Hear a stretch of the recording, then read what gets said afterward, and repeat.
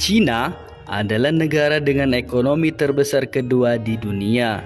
Tapi tahukah kalian, Cina di era setelah Perang Dunia Kedua adalah negara yang miskin, bahkan lebih miskin dari Indonesia.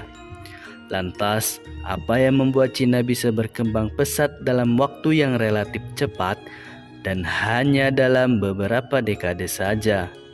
Kebijakan ekonomi daerah yang sangat strategis yang merubah Cina dari negara agraris miskin yang terpukul oleh revolusi kebudayaan Mao Zedong menjadi negara yang bertumbuh pesat dalam segala bidang.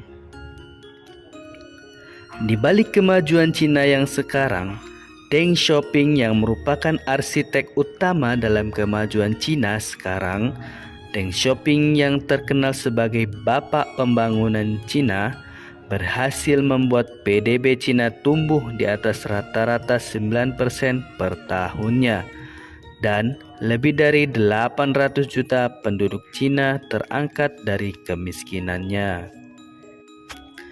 Pada akhir 1970-an, sekitar 800 penduduk Cina hidup dalam kemiskinan.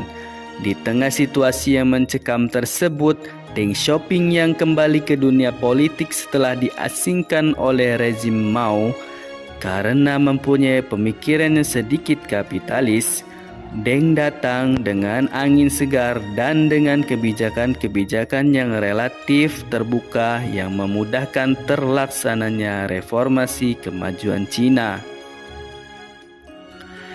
Dalam pemikiran Deng, bahwa ideologi kaku harus disingkirkan demi pembangunan nasional. Deng meyakini pepatah pragmatis yang kelak selalu dikenang, yaitu tidak peduli kucing itu putih atau hitam, yang penting ia bisa menangkap tikus. Pernyataan di atas bermaksud tidak masalah suatu kebijakan dianggap kapitalis atau sosialis secara ideologi, selama kebijakan itu efektif untuk menyejahterakan rakyat.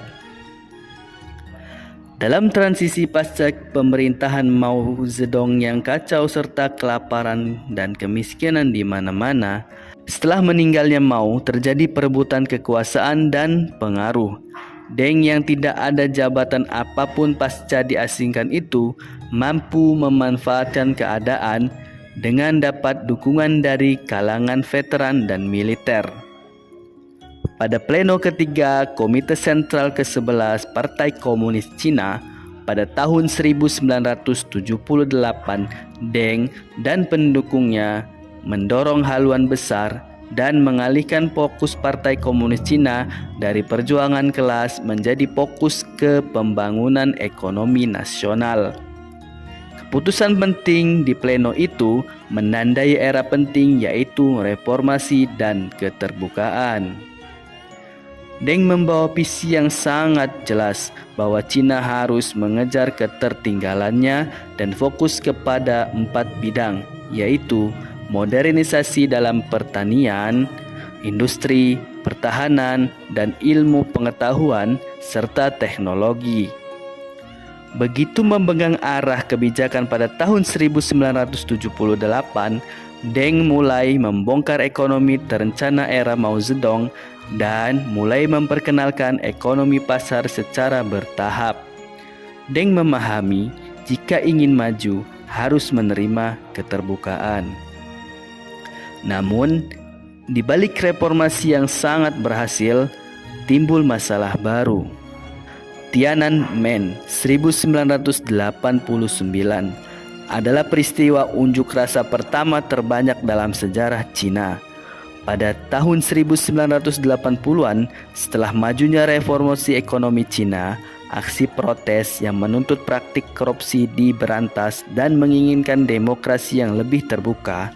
Pada awalnya, Deng membiarkan hal itu. Deng berpikir bahwa unjuk rasa itu sebagai angin segar untuk keterbukaan yang lebih baik. Akan tetapi, setelah pengunjuk rasa semakin tidak terkendali, Deng mengambil langkah yang tegas untuk itu semua.